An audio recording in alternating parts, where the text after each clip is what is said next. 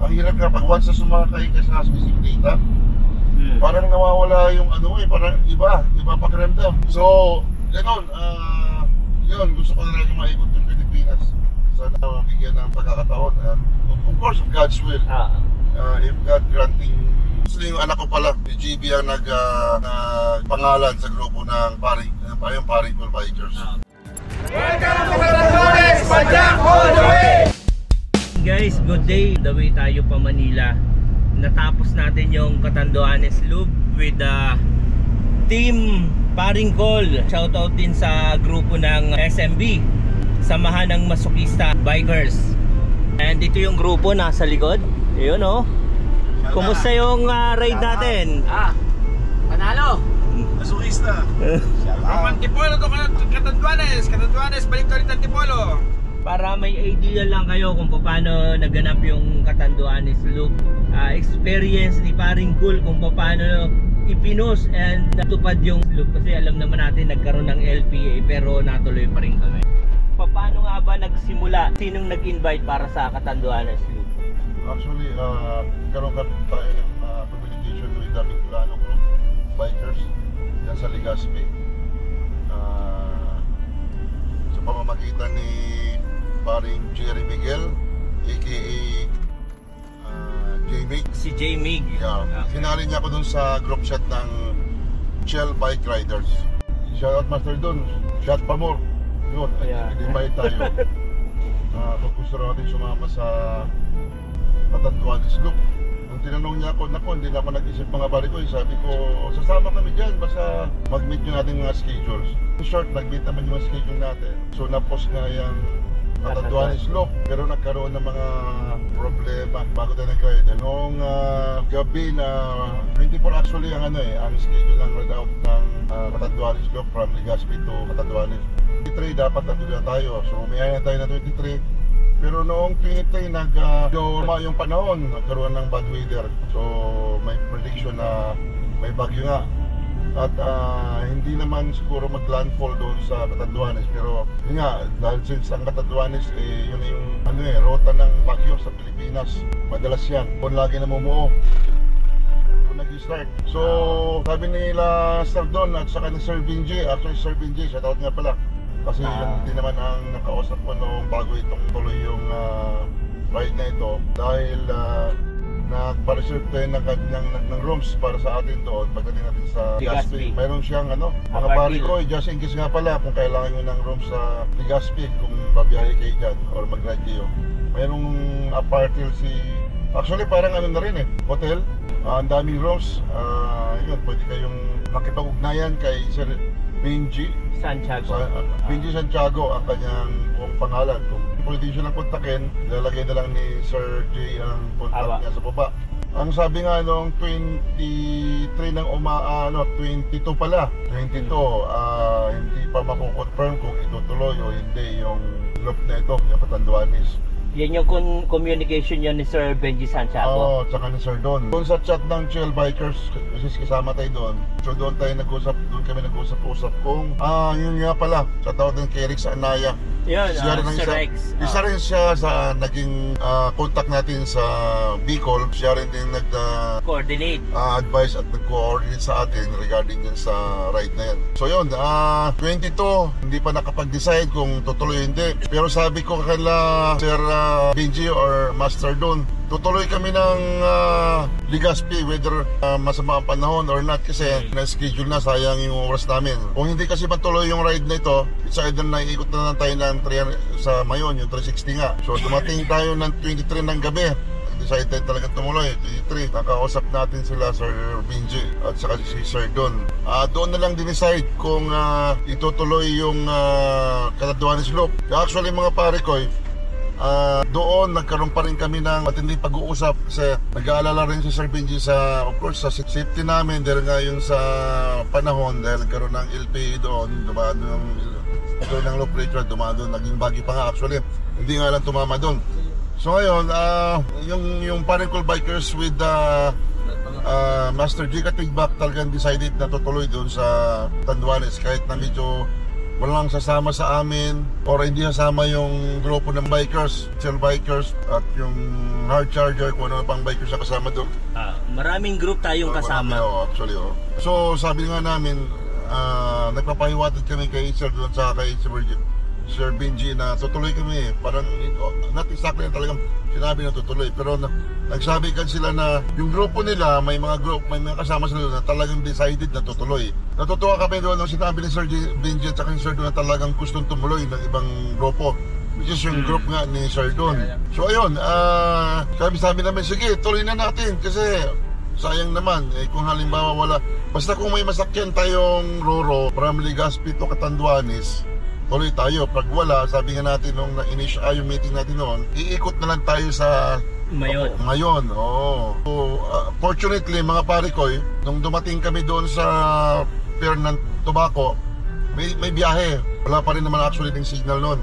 Low pressure pa lang kasi. Natuloy namin yung ride. Napakahirap at napakasaya. Inabutan talaga kami doon ng bagyo, yung buntot or daan ng bagyo, kasi naramdaman namin yung galit ng panahon.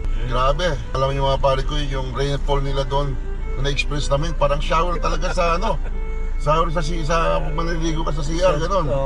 Lalaki ng patak. Yung hangin naman, talagang napakalakas din. Ramdam na gumagalaw yung bike mo kahit anong higpit mo ng kapit sa bike. At medyo, siyempre, pag ganung sitwasyon, nakakatakot din kasi tao lang naman tayo, so naramdaman natin ng takot. Kaya lang, dahil marami kami, nanaig pa rin yung aming excitement, yung thrilling na yung hinahanap namin sa ride. Kaya masaya. Medyo nabulaga lang kami sa ruta dahil nga mga pare ko, sabi nila rolling. Oo nga, rolling, pero iba yung elevation sa mga nila daan masyadong may mga matatarik na sunod-sunod. Mahaba yung, although banayad pero mahaba, yun ang laspag. So in short, napakasaya yung aming naging experience at ma-meet namin mga lokal doon, napaka matulungin, napaka accommodating, napaka hospitable. So walang pagsisisi na tumuloy kami doon sa ride na yun.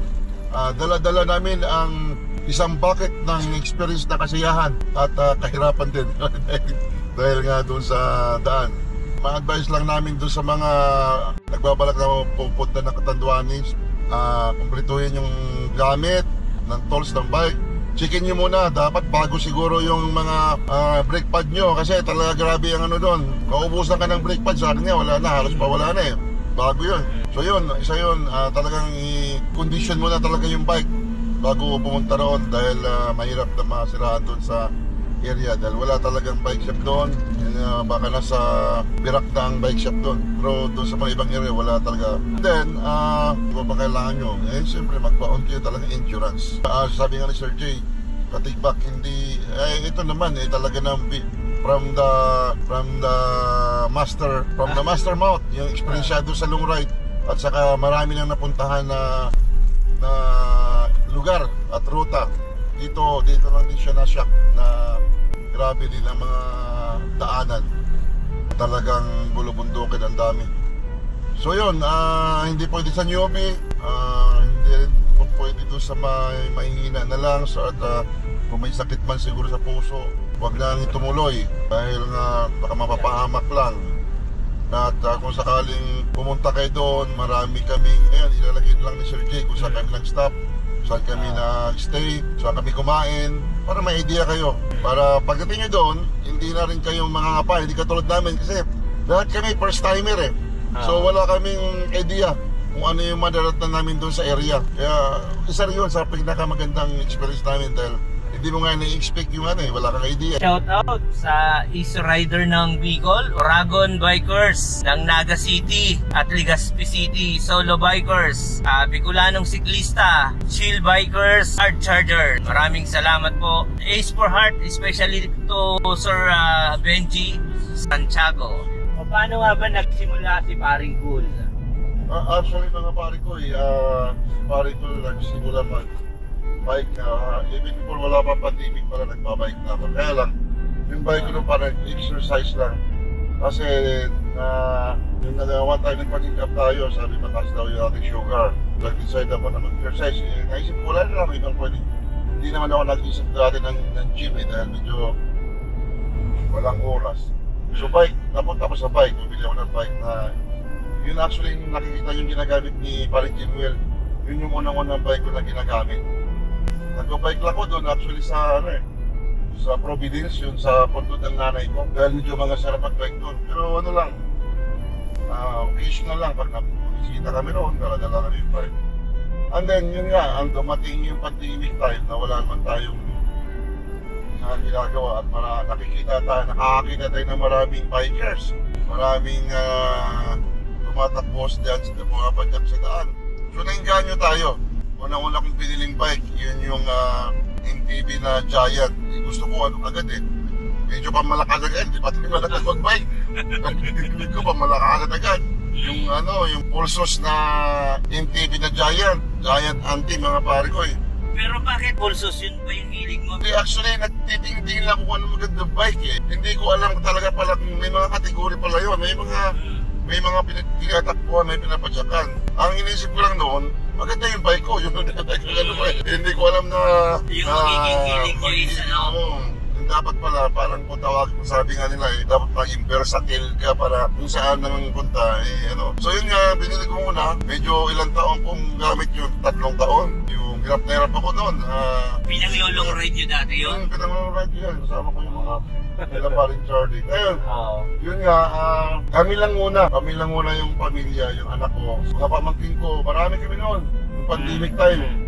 Siguro mabot kami ng 7. Halos kapag-anak actually mga pamangkin ko lang, nagbibilang ko sila ng mga bike. Kaya ang dami kong biking sa bike. Hindi na nga naman ginagamit. So yun, nagsimula yun.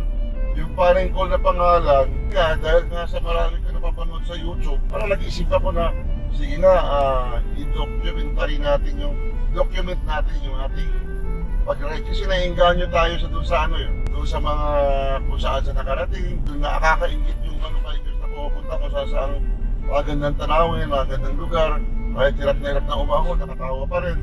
Yun parang gusto namin ma-experience din. Ang saya pala. Nag-decide ako na bumili ng camera. Ang dami kong camera sa bahay. Una-una yung Supremo, paalam yung mga GoPro na yan. Mayroon pa akong ginagamit yung Sony nga, ED3000. Muna ko palang camera. So yun, sabi ko, i-document na lang natin yung mga rides natin para mapapanood natin after ng mga rides natin. Kung hindi na tayo kaya mag-bike, pwede natin balik-balikan yan. Parang meron kayong file. Tapos hindi pa ako marunong na masyado magsalita sa vlog Pagkakaya, parang nangangapapalit tayo Galing yung tayo sa nain. Kaya hindi naman natin talent yung magsasalita. Although sa off-cam, siyempre medyo sa mga tao, yun, salita kayo lang, nakaharap yung camera, parang nagharap ka ng Gusto yung anak ko pala, ni GB ang nagpangalan sa grupo ng Paring Col Bikers. Paring Col. Si GB ang anak ko pala at siya rin naman kasi nag-create ng YouTube channel. Siya rin, hindi naman tayo masyadong sa mga YouTube dati. And yung mga nag-edit ng video nyo, yung anak nyo o kayo? Ako na. Ever since ako na nag-i-edit pag may ubas ako. Kasi ang idea ko, hindi ko masyadong pinaputol yung video ko. Kasi gusto ko makita lahat ng mga nanonood na memories pati nyo yan. Oo, ito yung dinadaanan namin. Ito yung sinishowcase namin yung mga view. Yung mga tagawin. Kaya kung pinaputol-putol ko yun, parang walang sense, hindi mo parang putol-putol din yung isipin mo na sa ba, to. So hanggat maaari, tuloy-tuloy namin yung footage, parang raw na nga lang yun Tinatanggal ko lang yung mga talagang hindi naman kailangan. Kaya laging mahaba. Sabi ko, ang haba naman yan, walang manood yan ba? Kahit naman lang, idea ko kasi, hindi naman yan, kung ayaw nilang pagkaroon, hindi wag. Ang akin lang is, ako, may own consumption later on. Someday na hindi ko na kayang mag-bike, papanoorin ko yun na buo. Sa sarili ko lang yun. Hindi ko naman kailangan, actually, secondary lang naman yun. Magustuhan ka ng mga tao dun sa ginagawa mo umamonetize yung channel mo, mabigyan ka ng cash dyan or something. Hindi yan kasi hindi naman tayo sikat I mean, hindi naman talaga hindi ko na-expect yan. Siguro kung darating man yan, be God's will. wala tayong basta ang akin lang masaya, kahit na maayos, matutuwa ka sa mga napupuntahan mo, saka document mo. Para pag, yun nga, pag hindi mo na kayo, kahit nasa upuan ka lang, yung pauwi-uwi na upuan, magkakapi ka, patuloy, mapapanood mo. Maririminis mo yung mga experience mo dati. Ayun, salamat nga pala sa mga riders na kilala ko sa Antipolo dahil kung hindi sa kanila, hindi rin naman nakarating sa ganito kung sa isang lugar.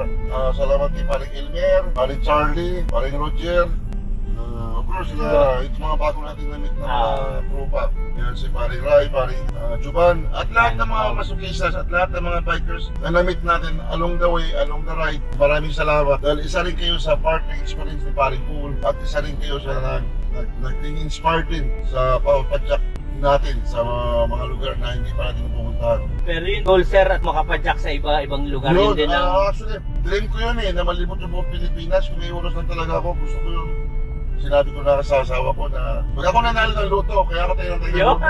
Ipag-pray natin yan, sir. Lahat tayo. Bike all the way. Buong Pilipinas. Ikutin natin, kahit nakasulok-sulukan ng mga tourist spot niyan, yung i-google natin yung panahon natin sa pagbabay actually at pag-itingin doon sa mga kayamanan ng Pilipinas na i-share din natin sa mga tao. So, of course, hindi natin kalimutan yung pamilya. Pagka nag-bike din ng gano'ng kahaba, mayroon namang airplane, iwan natin yung bike, lipat nyo na tayo.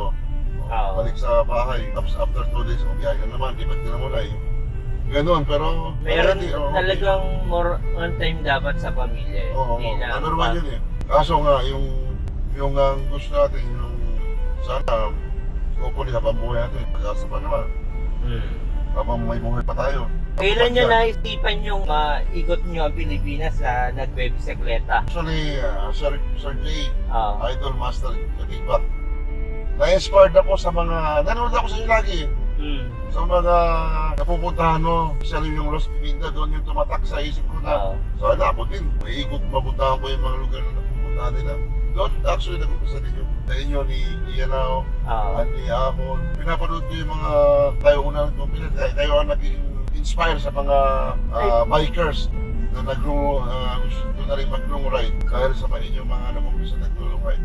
Saka ang saya naman din, kahit na ang hirap nga pag once na sumakay ka sa bisikleta, parang nawawala yung parang iba pakiramdam. So, ganoon, yun, gusto ko na rin maikot yung Pilipinas.